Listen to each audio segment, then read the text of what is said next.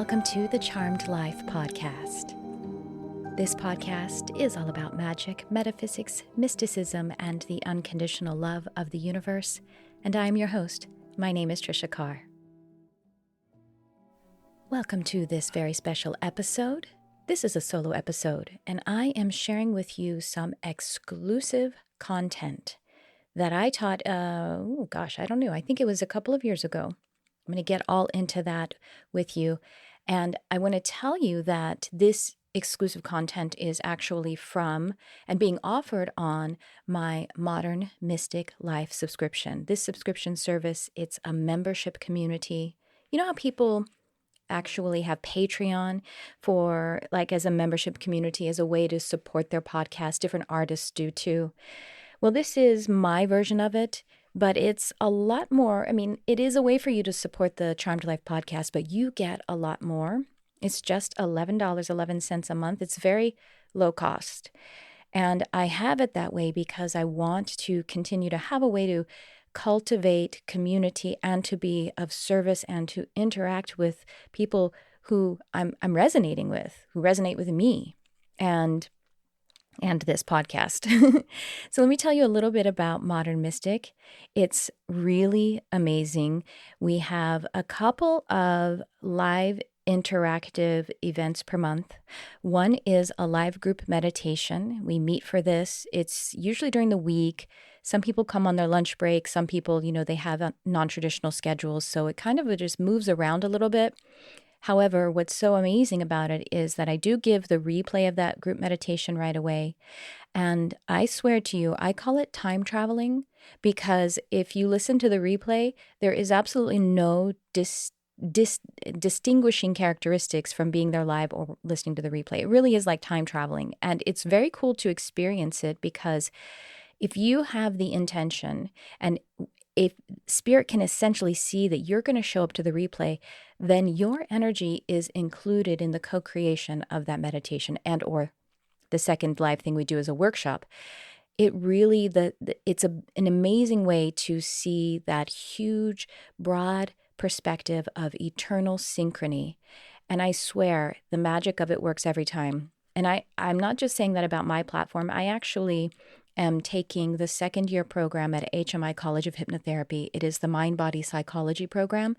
And we actually listen to the class. I say listen, but it's a video, but I'm so auditory. I tend to say listen. I listen to the classes they're pre-recorded. And I swear, no matter what day of the week I'm listening, and they recorded them a year ago, it is lining up so perfectly. And it really not feels, it genuinely is like we are present. We kind of zoom out to this quantum experience, this plane in eternity, and we're all just there together, even though they recorded them a year ago. So anyway, that's why I call it time traveling. If you're one who listens to meditations or workshops in the replay, quote unquote, the replay. Okay, so we have that live group meditation. Then we also have a live workshop that is held online on Zoom. And this is where we get to let our freak flags fly a little bit. I have the intention with this membership to pull through current, prophetic, and very esoteric experimental information for us. Now, there's a lot of channeling that happens there, channeling different archangels or ascended masters, and a lot of education as well. And then sometimes we have meetings where I'm just offering intuitive readings to whoever shows up, and we do like this group reading and healing session, and that's super amazing too. So we have one of those per month, and you get the replay. And that's actually what this podcast is. It's an excerpt from it. It's an excerpt from a workshop that was so spectacular. And so what we do is when the workshops are a bit in the past, I will take excerpts of those workshops and share like 7 or 8 minutes throughout the week by the text messenger. And it's so cool. That's a part of the Modern Mystic. You actually just receive regular content 2 to 4 times per week, exclusive. Also, I'll be doing energy updates. And it just comes right to your SMX text messenger. And then you click through without having to log in. And then you can watch a video, listen to an audio, listen to a meditation, listen to a class. And it's a way to kind of just keep you percolating in and sizzling and simmering in spirit as you're moving about your regular life. It's a way for us to keep that continuity of inspiration going. And I tell you, that too always seems to find some kind of synchronism, like whatever's going on with you when you listen or watch that portion, it's going to really stimulate. I'm telling you as feedback from the members of the group. And the community is amazing. When we get together, there is so much love. There is so much spiritual osmosis of healing. So anyway, I'm not just telling you all this to sell you about it. I'm also explaining to you the context of this of this actual podcast. So let me get to that. And so this is an excerpt from a workshop that was entitled Ascended Alchemy, Modern Merlinian Magic. And that word Merlinian is as in Merlin the magician, and made it into an adjective. Yeah, Merlinian. And so this was the description of the workshop, or it is the description of the workshop that we had. In this workshop, we dive deep into modern day light magic, wizardry, and witchery. Ancient ascended alchemists step forward to instruct and imbue us with the tools and tuning that will help us to align to our individuated and collective calling to raise the vibration of the human race and break it from the grip of shadow thought forms. It is no coincidence that we were born at such a time as this. This seeming suddenness of the information age was no surprise to guardians of light. In fact, many incarnated among us are of these councils of guardians. When you feel the pain of this world, you simultaneously feel the call to alchemize the suffering. This workshop intends to empower those abilities of alchemy. In honor of human history, the magic taught in this workshop will work a quantum amalgamation of ancient, present, parallel, and interdimensional magical practices. That is to say, that this is a gathering together of all tools within each who attend the session, the tools acquired and mastered throughout all lifetimes, and the wisdom developed on this beautiful world. The Light Council leading this learning includes ascended earthly alchemists and interdimensional intercessors, and is headed by the egregoric Merlin, the wizard. And then I go on to say Tricia channels and teaches magical messages and tools offered by the Merlinian Light Council. So that is the total workshop explanation, the description, and boy, we did do it. So right now in Modern Mystic, we're going through excerpts of this, a little, a few at a time, and really contemplating it and receiving the activation of it again. I say again because this was actually offered, I think, in 2021, and so some of the members may have been present to the live of this, or maybe they listened to it in replay, and that's what we're doing. And this specific teaching that I'm sharing here on the podcast is 7 principles of having a magical life. 7 principles of having a magical life. It's a very special excerpt. It actually contains a lot of attuning and learning. And so I encourage you to contemplate each of those 7 principles that I'm going to be sharing on. And maybe even if you want to look at the description of this podcast afterward, I have them listed out. And if you go and look at those, maybe jot them down in your journal, then you could maybe dedicate a special meditation time to each. I find this to be, I'm going to be doing that myself, so I'm finding it to be very useful. Okay, I'm going to play the clip here in a moment, and I'm going to be going over the list of the 7 principles afterward just to reinforce them. And in advance, here they are as well, 7 principles of having a magical life. The first one, connection to self. Number 2, connection to nature. Number 3, connection to the cosmos. 4, commitment to knowledge and learning. 5, intentional living. 6, joyful and celebratory living. 7, holding the paradox, following the dualistic energy code. All of these are broken down in this teaching, so here we go. I hope you enjoy, and I will chat with you on the other side.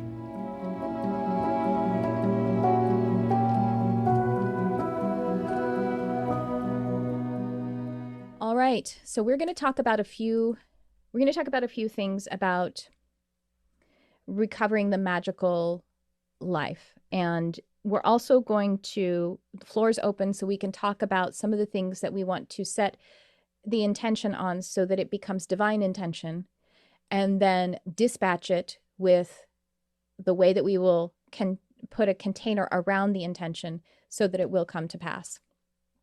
And if anybody wants to share that, so start to think about your intention to focus some magic around.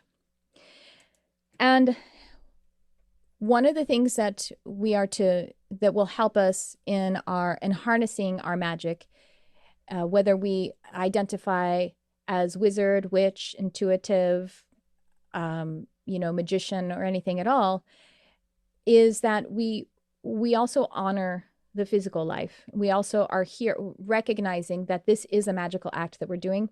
And so there are 7 principles that I'm going to share with you that that are involved in living a magical life. And I want to attribute, I'm being inspired. This isn't totally her work, but I'm inspired by this book called Healing Power of Witchcraft. And her name is Meg Rosenbreyer. So once again, this is not exactly, I'm not going exactly on what but it is inspired by it. Okay, so the first principle of the 7 principles of having a magical life, living a magical life, which can support the cosmically magical life of teleporting and levitating and all of those things, when those are helpful and relevant. But also to be able to do things like not just personal magic, but the sympathetic magic, meaning that we can transform other people's realities by harnessing divine intention and dispatching it with divine will. And we can do that individually, and we can do that collectively. And of course, when we do it collectively, then we have the power of the exponential return because of the love bond between us, because where 2 or more are gathered, there God is. All right, so the first principle is connection to the self, because the Hermetic principle, which the Hermeticism is one of the most magical understandings in human history, and even now. One of the primary, probably the most fundamental Hermetic tenet is as above, so below, as within, so without, as God, so me. So we must have connection to the self. That means that the inner essence, the self-love, is the universal love, is God's love. So connecting to the self as a practice, and the connection to the self as an ideology. I love Michelle said that she was disembodied, and so she's really working on that and anchoring into her body. And in fact, what's really fascinating is the body is the most magical of instruments. It is the manifestation of magic. So once again, why not anything? Why couldn't we did this, And I love looking at my life, how I'll do things like every now and again, I'll start to get an illness and I'll just be like, no, I don't want it. And it'll just go away. And I'm like, why don't I do that every time? I don't know why, but sometimes I can see it happen. Or like I gained 20 pounds and just decided to lose it. And I'm like, wow, I just transformed my body 2 times in 2 years. Why not? I don't know. I'm playing around with what I can do on this plane and manipulating energy from one shape to another, one form to another. And that's alchemy. So the connection to the self as a practice is fundamental to being able to live a magical life. So that means daily, hourly, minutely, and also in the deeper work, like the relationship to the self, improving that relationship with the self, because that is improving your relationship with the divine and setting the stage for the magic. The second is connection to nature. And so that is in all the ways that you can infer from that. That means being in nature. That means recognizing that you are nature. That means as I treat my body, I treat the world, and vice versa. As I treat the world, I treat my body. But it's really important for us to be spiritually connecting to nature, because they are our best spirit guides, because they're here doing the same job, yet they have the God perspective. They have the divine perspective, because they have for nature, and when I mean animals, plants, trees, everything, water, all of the elements, and they have the ecosystem mindset, which is the unity mindset. It's happening on the natural plane. So in all the ways that you're enhancing and going into nature. And so that's why we also in traditional magic and ceremonial magic, we do use elements and we use physical implements, not because it is limited to those implements, but because it is a partner and it enhances our connection to nature and the natural realm. The second, or the third, I should say, principle is connection to the cosmos, to the stars, to the sun, to the moon. And so having an idea of your zodiac is great, or some other, or like human design, which also includes the astrological, but having that awareness so that you recognize that you are known, and compare and contrast like your zodiac with some other things that might be something like a psychological based test, like Myers-Briggs, or, something else like that, or, like the suggestibility test that you guys have probably taken if you've worked with me or in some of the classes that I've taught on hypnosis. So that this one kind of wraps back around to connection with yourself. And I know we all love that, right? Don't we love to take the next test to find out what kind of archetype of fairy I am? Oh yeah, get me in that. You know what I mean? That's good. That's a good thing. That's not narcissism. That's celebrating. Yourself, but the connection to the cosmos is connecting to yourself, and it's connecting with nature. So these things keep coming, folding in. But as a practice too, being connected with something like the what's going on in the cosmos, being connected to the sun, being connected to the moon, and being connected to the lunar cycles is such a personal and intimate experience, and it helps us with the day-to-day in such a beautiful way because it's so current, the lunar energies. And so, I actually have in the student portal, if you missed the class, Lunar Alchemy, and where we go down how to work with the lunar cycles. But when you're doing your magical practices, so if you're going to sit and do a ritual, a spell, or even shadow work where you would be transforming and alchemizing your shadow into gold, or if you're doing something that's like sympathetic magic, helping others, it's really great to have an idea of where we are with the sun, the stars, and the moon. And then you'll have an idea of how to shape that session. You may have the intention set and you have the interest and the time. If you want to check those things really fast, like for example, today we are in the, where are we? I can see it, but I'm trying to, first quarter. Yeah. I could see the half moon, but I couldn't remember if it was first or third. First quarter moon in Scorpio. And so just understanding what the first quarter moon energy it brings or sets the stage of, what moon is amplifying with that energy, and what the energy of Scorpio is amplifying can help to shape how you're unfolding your magical ritual. And then, of course, whatever astrological season that we're in can also help that. And now for these messages. Hi there, it's Tricia, and before we continue with this podcast, I just want to make sure that you know that there is a big calendar of educational events for my Intuitive Healing Arts Academy. This is new branding, if you will, on my Academy of Teaching. What we have coming up is Intuitive Psychic Development Levels 2 and 3. Both of those will have a lot of practice time in it because that is how you develop, enhance a new experience of your psychic and intuitive abilities, as well as teaching, meditation, and attunement from me. And we also have advanced channeling workshops, and we have 2 long-form deep dive, which will include a certification for those who are interested in animal communication and healing, and multidimensional mediumship and channeling. So check out the link in the description. They're all coming up. It's going to be all throughout the year. I want to see you there, and I'm excited about it. And now back to the show. All right, so the 4th principle of having a magical life, the commitment to knowledge and learning, which you guys are doing.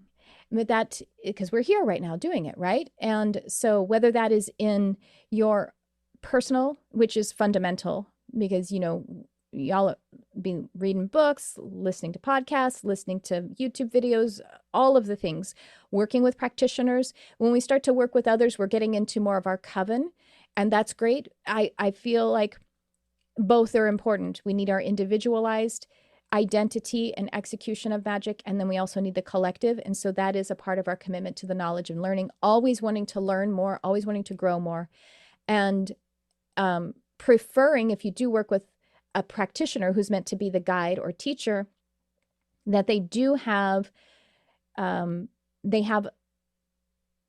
resourced, let's say, the ancient alchemy. And so they have that as the support, whatever that might be. Just to mention that, as opposed to spontaneous knowledge, that's fine and that's great.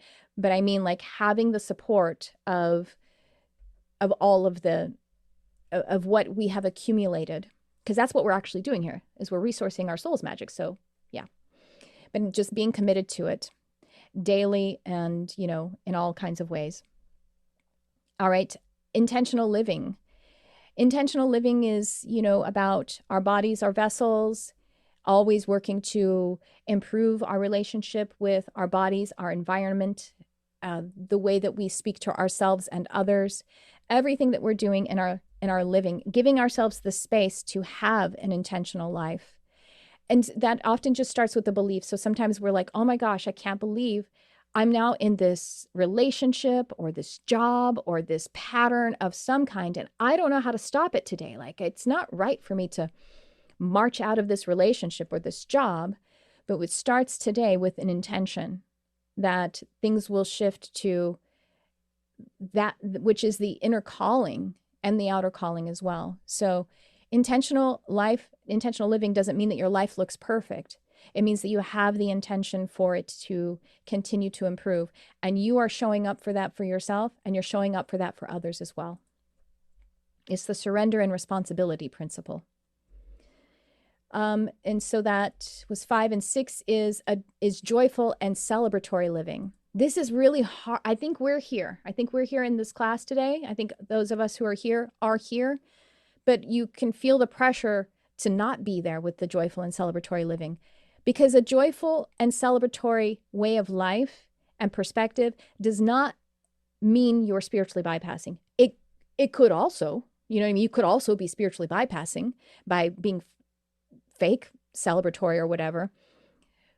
What joyful and celebratory in an integrated sense means is that you recognize the pain of the world and you're bringing opportunity to it with blessing.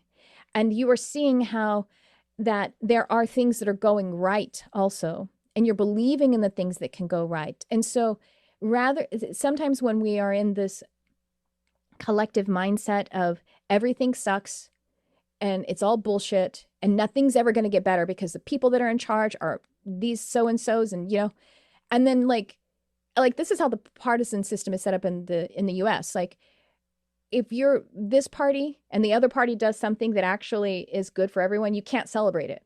Like this, you know what I mean? Like, because it means that their side's going to get a little more power. That's a problem. Joyful and celebratory living is present with the issues and here to do the work. In fact, transcendence doesn't mean leaving a situation. It means being more present with it. So again, these are all kind of wrapping around one to another. And the 7th principle is to follow the dualistic energy code.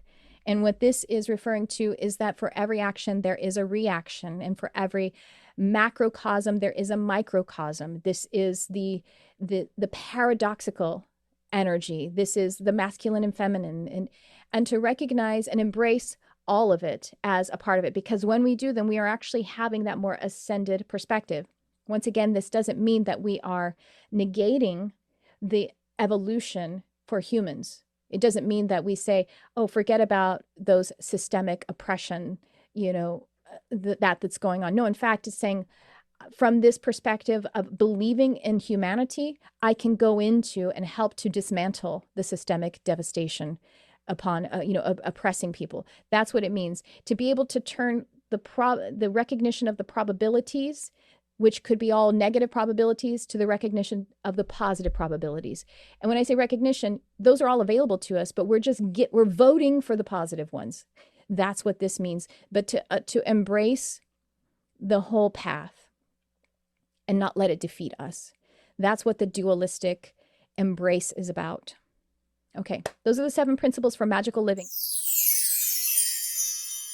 Okay, so there you go. I loved contemplating those steps. And by the way, if you want to join Modern Mystic Life, the subscription, the membership, of course, you can find the link in the description. You can read more all about what's going on, when the next workshop and meditation are occurring. And so now, as I promised, I want to just review. I just want to reinforce, just by the names of each of the steps, each of these principles, I should say, the 7 principles of having a magical life.